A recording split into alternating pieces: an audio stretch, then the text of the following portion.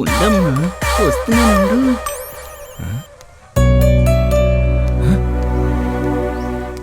Hi.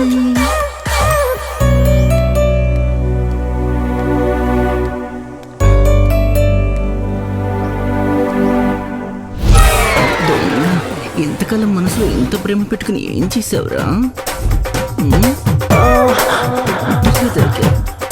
నలిపేస్తా.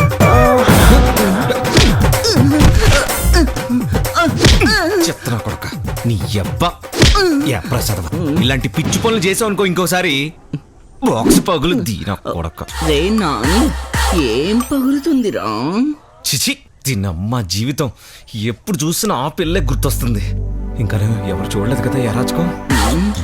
కాసేపు ఉంటే ఏమై ఉండేది. వాడు సచ్చినోడా. ఏంట్రా ఇది? ఏంటిదంతా? ఏంటిది?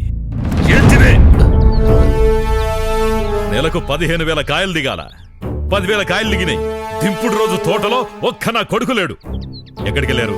అన్నయ్య, అది అన్నయ్య చూసుకుంటా అన్నాడు. అదేంట్రా మీ ఇద్దరు చూసుకుంటారా? వాళ్ళిద్దరుంటారా? నువ్వుంటావని వాళ్ళు వెళ్ళడం, అందరు సోకులు చేసుకుని జాతరకి వెళ్ళిపోయారు. 5,000 కాయ తగ్గింది ఇప్పుడు.